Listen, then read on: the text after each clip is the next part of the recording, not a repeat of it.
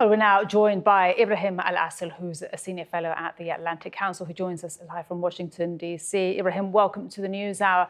We just saw our colleague Mohammed there speaking to some Druze community members there in the Israeli-occupied Golan Heights. Why are we seeing renewed attacks between the Druze militias, I believe, and armed Bedouin tribes? Thanks for having me. The tension between the Druze militias and the Druze communities, let's speak about that first, and the Bedouin communities in Syria is a very long and old tension inside Syria. It predates almost the foundation of the Syrian modern state. And over the last 14 and 15 years, of course, these communities, they had different alliances and different interests and different competition over the resources, the land, water, and which pushed them into direct confrontations.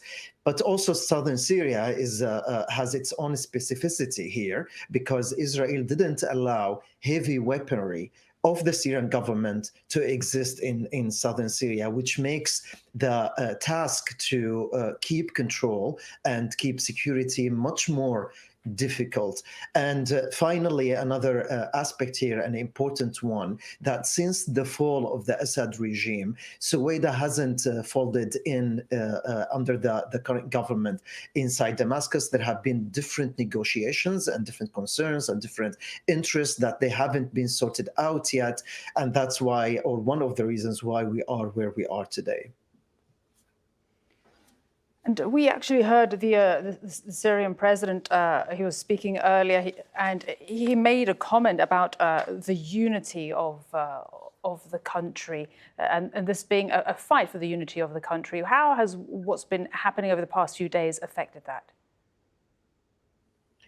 That was a very important statement and something many Syrians needed to hear. However, things on the ground are more complicated. And one of the challenges that the Syrian government is facing is that they don't have a disciplined army that could go and enforce security in the south, in addition to the complexity of the Israeli policy. But also the fighters within the new Syrian army, they are not disciplined. There is a fragmented chain of command inside the institution. And then there are many other small groups who are not controlled by the Syrian government, who wherever there is fighting or instability, they go to loot and to kill using that chaos in the south, as much as we've seen also that happening in different areas inside Syria, including the coast. Back to your question on how people receive that, some people are relieved to hear that, but most importantly,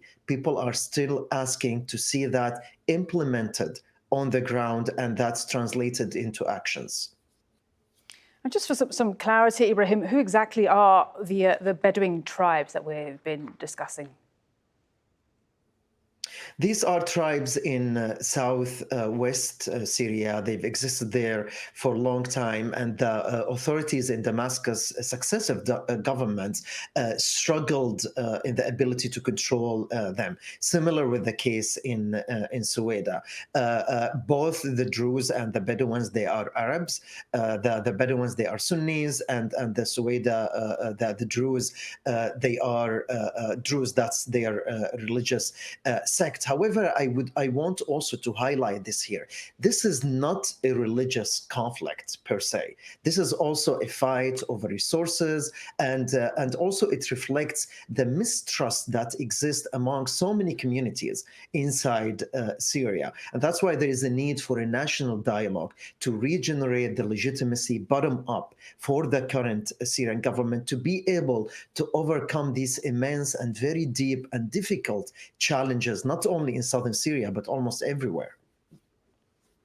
And just to another point, so we're discussing these challenges there with the Druze, with the Bedouin tribes, and of course we have Israel's airstrikes over Syria, over Damascus, over places that are so strategic, so important, like the Umayyad Square. How vulnerable is Damascus right now and the rest of the country to Israel? Because we've also been hearing that there are still right now, we were speaking to our correspondent there in Damascus, there are planes hovering over the Umayyad Square area.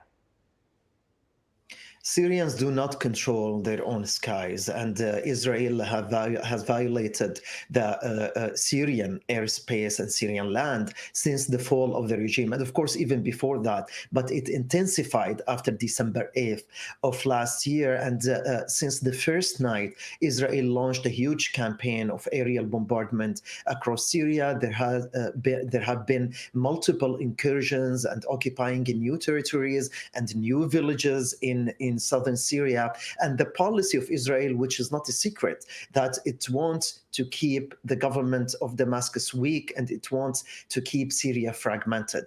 And that's very dangerous, not only for Syria, but for regional security. Syria is a place, and we've seen that over the last 15 years, whatever happens in Syria, it spills over and it reaches other countries. And yesterday, we've seen how the Druze issue affected other places, like the Druze in Israel and Lebanon.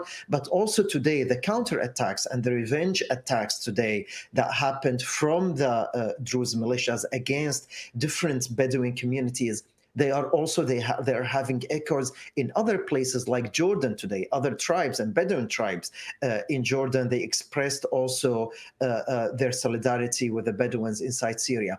It's very important not to regionalize this conflict again and actually to de-escalate. And what Israel has been doing, especially the airstrike yesterday at the heart of Damascus, really complicated the issue and didn't help anyone. Ibrahim Al-Assil, really fantastic to get your analysis. We really appreciate it. Thank you very much indeed. Ibrahim Al-Assil, Senior Fellow at the Atlantic Council. Thank you.